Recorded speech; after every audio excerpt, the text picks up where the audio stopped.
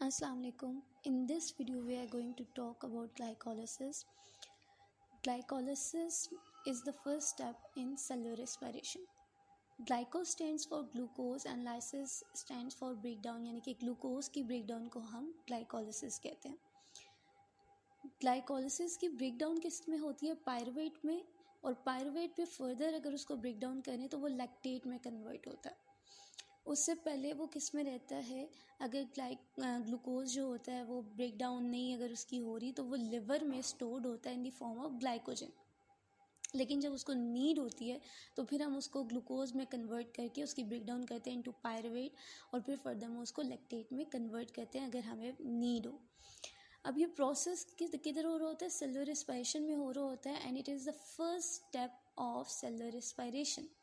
और further 2 steps होते हैं, क्रेब्स साइकिल और फिर इलेक्ट्रॉन ट्रांसपोर्ट चेन आती है जिसके थ्रू एटीपी प्रोड्यूस होती है. अब एटीपी किस लिए चाहिए होती है? ATP is the cell currency, क्योंकि बॉडी को एनर्जी की ज़रूरत होती है और वो एटीपी के थ्रू गेट होती है to perform different cellular reactions in the body. और फिर सेलुलर रिस्पायरेशन के थ्रू यानी कि ग्लाइकोलाइसिस के प्रोसेस के थ्रू हम जो है बॉडी को एटीपी प्रोवाइड करते हैं. And without glycolysis this can not be done. तो glycolysis is a very important step of cellular respiration. Now we will talk about further more detail in these slides. So let's go. In the first slide, glycolysis is also called Embden-Meyerhof pathway. It is oxidation of glucose और glycogen to pyruvate और lactate के यही होता है. Glucose जो है वो pyruvate और लैक्टेट में कन्वर्ट हो रहा है, उसकी ब्रेकडाउन हो रही है. In organisms that perform cellular respiration glycolysis is the first stage of this process. However glycolysis doesn't require oxygen and many anaerobic organisms that do not use oxygen also have this pathway. यानी कि वो organisms जो कि anaerobic हैं, oxygen नहीं use कर रहे, वो भी ये पाथवे ग्लाइकोलिसिस का वो यूज़ कर सकते हैं. बायोमेडिकल इम्पोर्टेंस क्या है? It is a major pathway for glucose metabolism, यानी कि ग्लूकोज की ब्रेकडाउन के लिए ग्लाइकोलिसिस जो है वो मोस्ट इम्पॉर्टेंट पाथवे है. It occurs in the cytosol of all cells. Glycolysis का जो प्रोसेस है वो साइटोप्लाज्म में होता है. लाइकवाइज क्रेब्स साइकिल जो है वो इलेक्ट्रॉन ट्रांसपोर्ट चेन जो माइटोकॉन्ड्रिया में परफॉर्म हो रही होती है, लेकिन जो ग्लाइकोलिसिस का प्रोसेस है वो साइटोप्लाज्म में हो रहा होता है. Its unique feature is that it can function aerobically और anaerobically depending on the availability of oxygen and electron transport chain. यानी कि ये एरोबिकली भी वर्क कर सकती है और एनएरोबिकली भी वर्क कर सकती है depending upon the availability of oxygen. अब होता क्या है? फॉर एग्जांपल आरबीसीज जो हैं, ये जो सेल्स हैं इनका माइटोकॉन्ड्रिया नहीं होता, क्योंकि एटीपी जो है माइटोकॉन्ड्रिया में प्रोड्यूस हो रही है. तो अगर आरबीसीज का माइटोकॉन्ड्रिया नहीं है तो ये किस तरीके से एनर्जी गेट करेंगे? ये एनारोबिकली जो है एनर्जी गेट करते हैं.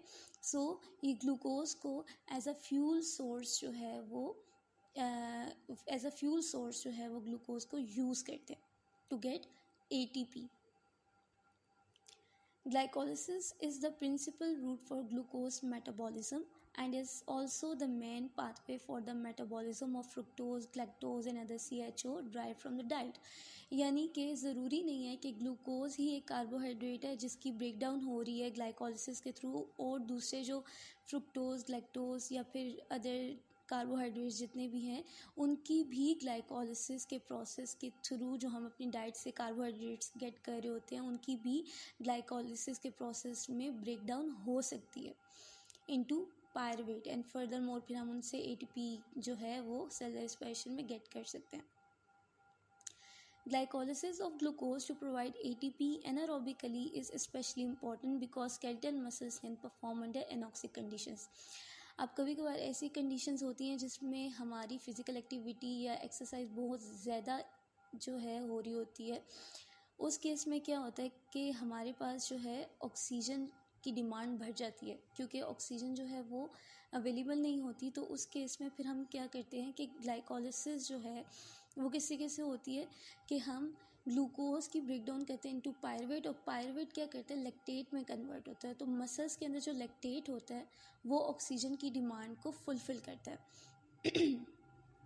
Cardiac muscles have low glycolytic activity, इनकी as compare to skeletal muscles, cardiac muscles की जो ग्लाइकोलिटिक एक्टिविटी होती है वो कम होती है। Diseases in which glycolytic enzymes are deficient are mainly seen as hemolytic anemia. Hemolytic anemia क्या होता है कि RBCs की ब्रेकडाउन को हम hemolytic anemia कहते हैं। तो ऐसी डिजीज़ेस जिनके अंदर हमारे पास RBCs की ब्रेकडाउन हो रही होती है उनमें ग्लाइकोलिसिस के एंजाइम्स जो होते हैं वो कम होते हैं। तो अगर RBCs की ब्रेकडाउन हो रही है और उनकी वजह से जो ग्लाइकोलिसिस के एंजाइम्स हैं वो कम है, तो इसका मतलब यही है कि ग्लाइकोलिसिस जो है उसका प्रोसेस कम हो जाएगा, उसका प्रोसेस जो है उसके ऊपर इफ़ेक्ट पड़ता है। If the defect affects skeletal muscle then it is seen as fatigue. In cancerous cells, glycolysis proceed at a very high rate, forming large amounts of pyruvate, which is reduced to lactate, leads to acidic environment and has implications for cancer therapy. अब cancer cells में क्या हो रहा होता है कि glycolysis बहुत high rate पे हो जाती है। वो इसलिए क्योंकि अनकंट्रोल्ड सेल्स जो हैं वो एबनॉर्मल सेल्स फॉर्म हो रहे होते हैं, तो उसमें ग्लाइकोलिसिस भी कैंसर सेल्स के थ्रू बहुत हाई रेट पे हो जाती है। अनकंट्रोल ग्लाइकोलिसिस हो रही होती है जिसमें पायरुवेट जो है जब फॉर्म होता है ग्लूकोज के थ्रू तो वो लैक्टेट में बहुत ज़्यादा कन्वर्ट होना शुरू हो जाता है, और लैक्टेट की ज़्यादा एक्यूमुलेशन की वजह से एसिडिक इन्वायरमेंट कन्वर्ट होती है और उसकी वजह से बहुत ज़्यादा इम्प्लिकेशंस कॉज होती हैं। अब आ जाते हैं रिएक्शंस ऑफ ग्लाइकोलिसिस के ऊपर। In glycolysis glucose is converted to pyruvate in 2 stages. First 5 reactions, next 5 reactions. अब जो फर्स्ट 5 रिएक्शंस हैं उनको एनर्जी इन्वेस्टमेंट फेज में इंक्लूड किया जाता है। क्यों? वो इसलिए क्योंकि इनमें हम क्या करते हैं कि एनर्जी यूटिलाइज कर रहे होते हैं, और नेक्स्ट 5 रिएक्शंस को एनर्जी जनरेशन फेज कहा जाता है क्योंकि इसमें एनर्जी जनरेट होती है। यानी कि जो नेक्स्ट 5 हैं उनमें क्या हो रहा होगा, ATP प्रोड्यूस हो रही है, लेकिन जो फर्स्ट 5 जो रिएक्शंस होंगे उसमें क्या हो रहा होगा कि ATP की ब्रेकडाउन हो रही होगी इनटू ADP, यानी कि ATP हाई एनर्जी है तो वो लो एनर्जी में कन्वर्ट हो रही है, यानी कि एडिनोसिन डाइफॉस्फेट में कन्वर्ट हो रही है। जबकि नेक्स्ट 5 रिएक्शंस में क्या हो रहा है कि एडिनोसिन डाइफॉस्फेट जो है वो एडिनोसिन ट्राइफॉस्फेट में कन्वर्ट होगी। अब जो फर्स्ट 5 रिएक्शंस हैं हम वो देखते हैं उसमें क्या हो रहा है। फर्स्ट हमारे पास क्या है, ग्लूकोज है। ग्लूकोज जो है वो क्या हो रहा है, ग्लूकोज 6 फॉस्फेट में कन्वर्ट हो जाएगा। ग्लूकोज 6 फॉस्फेट में कैसे कन्वर्ट होता है कि यहाँ पे ATP जो है वो ग्लूकोज यूज़ करेगा। ATP क्या है, हाई एनर्जी है, तो ग्लूकोज एक ATP को यूज़ करेगा और यहाँ से जो है इसका फॉस्फेट ये यूज़ करके ADP में कन्वर्ट हो जाएगा। ATP यानी कि ADP में कन्वर्ट हो गया, लो एनर्जी में कन्वर्ट हो गया, और ग्लूकोज फिर किस में कन्वर्ट हो जाएगा, ग्लूकोज 6 फॉस्फेट में, क्योंकि ग्लूकोज ने ATP का एक फॉस्फेट ले लिया और वो ग्लूकोज 6 फॉस्फेट में कन्वर्ट हो गया और ATP यहाँ से ADP में कन्वर्ट हो गया। तो यहाँ पे जो एंजाइम यूज़ होगा वो काइनेज होगा, और यहाँ पे ग्लूकोज है तो वो ग्लूकोकाइनेज एंजाइम बन जाएगा। तो इसने फॉर्मेशन की है तो वो काइनेज है, और ग्लूकोज है तो ग्लूकोकाइनेज एंजाइम है।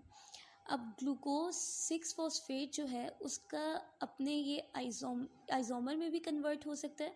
तो ग्लूकोज 6 फॉस्फेट का जो आइसोमर है वो फ्रुक्टोज 6 फॉस्फेट है। अब फ्रुक्टोज 6 फॉस्फेट जो है वो दोबारा से ग्लूकोज 6 फॉस्फेट में भी कन्वर्ट हो सकता है। ग्लूकोज 6 फॉस्फेट को फ्रुक्टोज 6 फॉस्फेट में जो कन्वर्ट करता है वो फॉस्फोहेक्सोज आइसोमरेज एंजाइम होता है।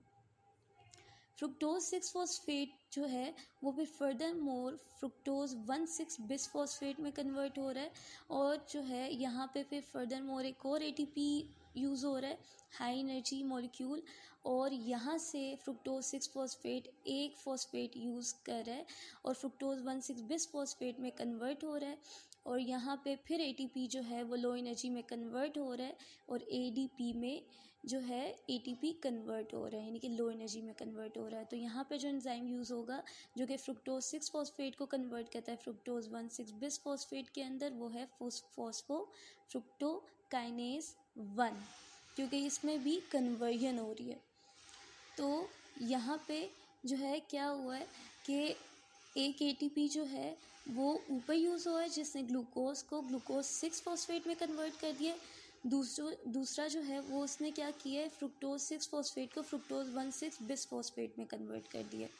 तो यहाँ पे दो ATPs जो हैं वो फर्स्ट 5 रिएक्शंस के अंदर जो है यूटिलाइज हो रहे हैं। तो फर्स्ट 5 रिएक्शंस में जो है दो ATPs होते हैं जो कि यूटिलाइज होते हैं।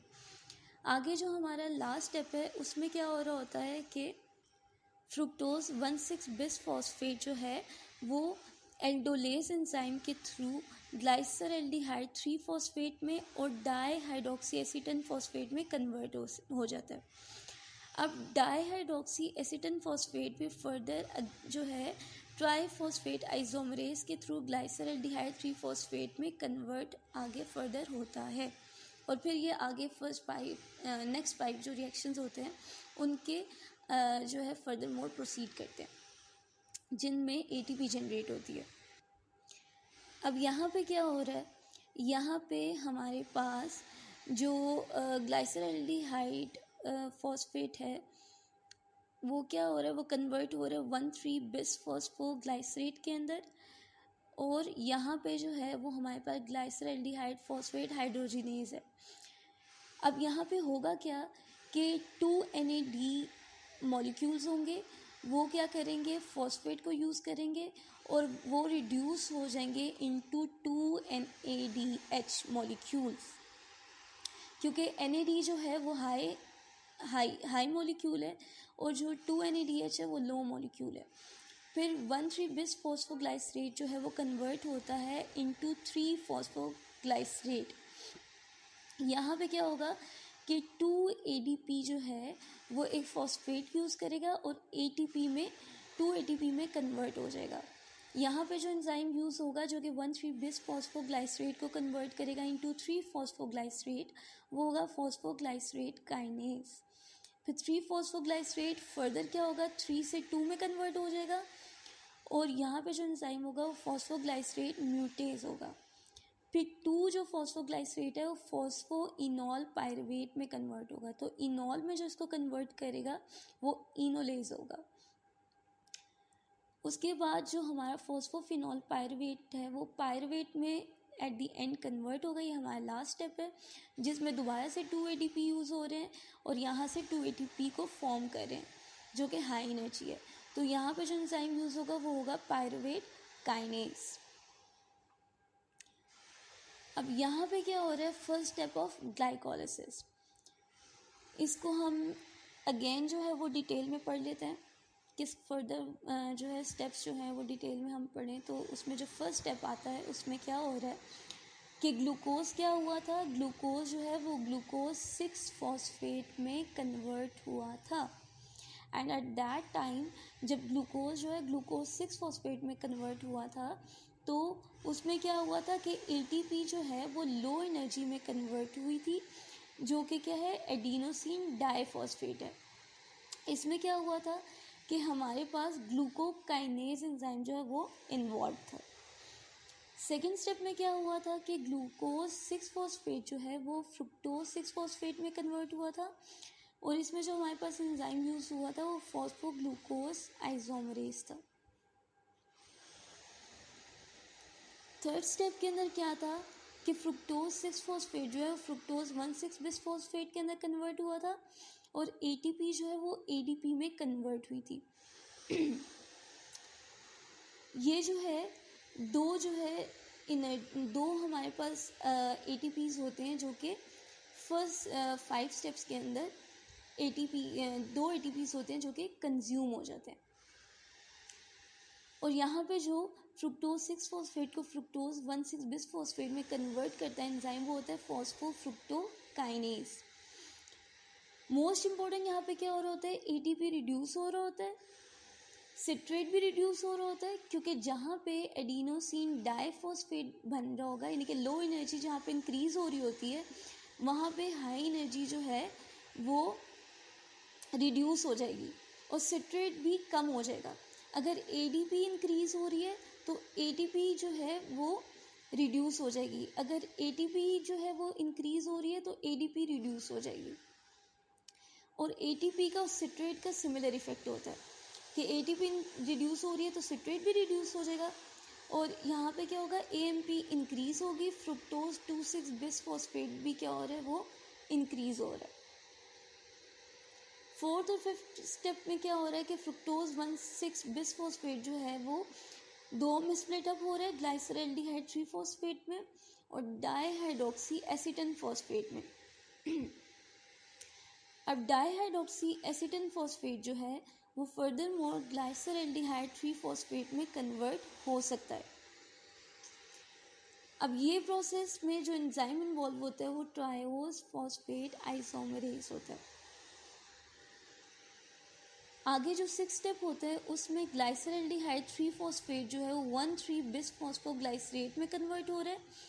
यहाँ पे जो NAD हाई मॉलिक्यूल है एनर्जी, वो NADH में कन्वर्ट हो रहा है, प्लस हाइड्रोजन जो है वो फॉर्म हो रही है इन दी प्रेजेंस ऑफ 2 इलेक्ट्रॉन्स। जब वो क्या करेगा, गेन करेगा यहाँ पे, और साथ क्या होगा, फॉस्फेट भी होंगे। और यहाँ पे जो एंजाइम जो होगा, जो ग्लाइसरल्डिहाइड 3 फॉस्फेट को 1,3 बिसफॉस्फोग्लाइसरेट में कन्वर्ट कर रहा है, वो है ग्लाइसरल्डिहाइड 3 फॉस्फो डीहाइड्रोजिनेज। 7 स्टेप के अंदर ग्लाइकोलाइसिस के 1,3 बिसफॉस्फोग्लाइसरेट जो है वो इसको 3 फॉस्फोग्लाइसरेट में कन्वर्ट कर रहा है। उसके बाद जो है यहाँ पे एटीपी में कन्वर्ट हो रही है इन द फॉर्म ऑफ जो है एडीपी जो है वो एटीपी में कन्वर्ट हो रही है, हाई एनर्जी में कन्वर्ट हो रही है। एंजाइम जो यूज़ होगा वो होगा फॉस्फोग्लाइसरेट काइनेज। 8 स्टेप के अंदर 3 फॉस्फोग्लाइसरेट जो है वो 2 फॉस्फोग्लाइसरेट में कन्वर्ट हो रहा है in the presence of म्यूटेज enzyme. फिर 9 स्टेप में 2 फॉस्फोग्लाइसरेट जो है वो फॉस्फोफिनॉल पायरुवेट में कन्वर्ट होता है और इसमें वाटर जो है वो रिलीज हो जाती है। और इसमें जो एंजाइम यूज़ होता है वो इनोलेज होता है। 10 स्टेप में क्या होता है, फॉस्फोफिनॉल पायरुवेट जो होता है वो पायरुवेट में कन्वर्ट हो जाता है और यहाँ पे एडीपी जो है वो एटीपी में कन्वर्ट होती है और एंजाइम जो यूज़ होता है वो पायरुवेट काइनेज होता है। What happens to pyruvate and NADH? अब ये कब हो रहा है, at the end of glycolysis, जब पायरुवेट भी फॉर्म हो जाएगा और NADH भी फॉर्म हो जाएगा। We are left with 2 ATP, 2 NADH and 2 pyruvate molecules। अब लास्ट में क्या होता है कि हमारे पास 2 ATPs रह जाते हैं, 2 NADH रह जाते हैं। किसके साथ रह जाते हैं, जब लास्ट में पायरुवेट बनता है, ग्लूकोज के लास्ट में जब ब्रेकडाउन होती है तो हमारे पास 2 पायरुवेट मॉलिक्यूल्स फॉर्म होते हैं, उनके साथ साथ 2 ATPs फॉर्म होते हैं और 2 NADH फॉर्म होते हैं। If oxygen is available, the pyruvate can be broken down into carbon dioxide in cellular respiration, making many molecules of ATP। तो पायरुवेट का ये होगा कि अगर ऑक्सीजन अवेलेबल है तो पायरुवेट फर्दर मोर जो है ना सेलुलर रेस्पिरेशन में और भी एटीपी के मॉलिक्यूल्स जनरेट करता है और जो है ना कार्बन डाइऑक्साइड में ब्रेक डाउन होगा और जो है अदर इसके फेट्स भी होते हैं। NADH का क्या होता है, जो 2 NADH फॉर्म होते हैं। अब NADH कहाँ से आया होता है कि जो NAD प्लस हमारे पास हाई एनर्जी मॉलिक्यूल होता है ये रिड्यूस्ड हो जाता है NADH में। अब जो NAD है वो क्या है, NAD plus 2 electron plus 2H, वो किस में कन्वर्ट हो रहे हैं, NADH plus H plus hydrogen में। इसमें क्या है कि glycolysis needs NAD to accept electrons as part of a specific reaction. तो इलेक्ट्रॉन्स जो है NAD क्या करती है कि इलेक्ट्रॉन्स को एक्सेप्ट करती है। If there is no NAD plus around because all stuck in its NADH form this reaction can't happen. ठीक है, तो so all cells need a way to turn NADH back into NAD to keep glycolysis going. NAD के लिए ज़रूरी होता है कि वो इलेक्ट्रॉन्स को एक्सेप्ट करे, ठीक है, तो ग्लाइकोलाइसिस के जो है ना कंटिन्यूएशन के लिए ज़रूरी होता है कि NAD क्या करे, इलेक्ट्रॉन्स को एक्सेप्ट करे और इस तरीके से ग्लाइकोलाइसिस जो है वो कंटिन्यू रहे. तो फिर इसीलिए NADH जो है वो NAD में फर्दर मोर क्या होती है, कन्वर्ट होती है, दोबारा से उसको फॉर्म करती है और फिर जो है ग्लाइकोलाइसिस का जो प्रोसेस होता है वो कंटिन्यू रहता है. रेगुलेटरी एंजाइम्स कौन से होते हैं ग्लाइकोलाइसिस के? वो एंजाइम जिसके बगैर जो है ग्लाइकोलाइसिस पॉसिबल नहीं है. और मोस्ट इम्पॉर्टेंट जो एंजाइम ग्लाइकोलाइसिस के होते हैं जिसके थ्रू ये प्रोसेस जो है वो कैरी आउट होता है, वो एंजाइम्स जो होते हैं रेगुलेटरी एंजाइम्स कहलाते हैं ग्लाइकोलाइसिस के. पहला जो होता है वो हेक्सोकाइनेस है, जिसको हम ग्लूकोकाइनेस भी कहते हैं, जो कि ग्लूकोज को ग्लूकोज 6-फॉस्फेट में कन्वर्ट करता है. फिर फॉस्फोफ्रुक्टोकाइनेस आता है, फिर पायरुवेट काइनेस आता है. फॉस्फोफ्रुक्टोकाइनेस कौन सा है? जो कि फ्रुक्टोज को फॉर्म कर रहा होता है. और पायरुवेट काइनेस वो होता है जो कि पायरुवेट फॉर्म करता है. Energy yield of glycolysis.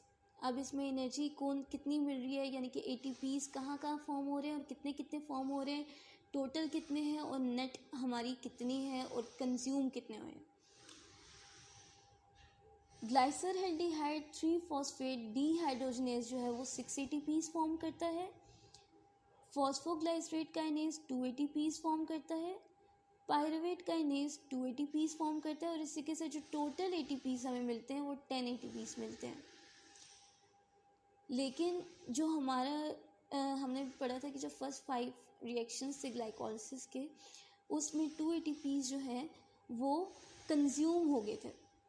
तो इस तरीके से फिर जो हमारे पास पीछे रिमेनिंग ATPs बचते हैं वो 10 में से 8 ATPs जो है वो नेट ATP हमें गेन होते हैं in the process of glycolysis. तो नेट ATPs 8 होते हैं जबकि टोटल जो होते हैं वो 10 होते हैं. Alternate fates of pyruvate. Fates of pyruvate कौन से होते हैं कि जब ग्लाइकोलाइसिस में ब्रेकडाउन होती है पायरुवेट की, तो पायरुवेट के मिलने के बाद पायरुवेट फर्दर और किन किन चीज़ों में कन्वर्ट हो सकता है. तो पायरुवेट जो है फर्स्टली लैक्टेट में कन्वर्ट होता है इन दी साइटोसोल. और वो किसके थ्रू होता है? लैक्टेट डिहाइड्रोजिनेज एंजाइम के थ्रू होता है. फिर ऑक्सैलो एसीटेट में कन्वर्ट हो सकता है in mitochondria by pyruvate carboxylase. और फिर एसिटाइल CO में कन्वर्ट हो सकता है in mitochondria by which enzyme? Pyruvate dehydrogenase. और फिर उसके बाद जो है हमारे पास फर्दर और भी चीज़ें होती हैं जो पायरुवेट की फेट्स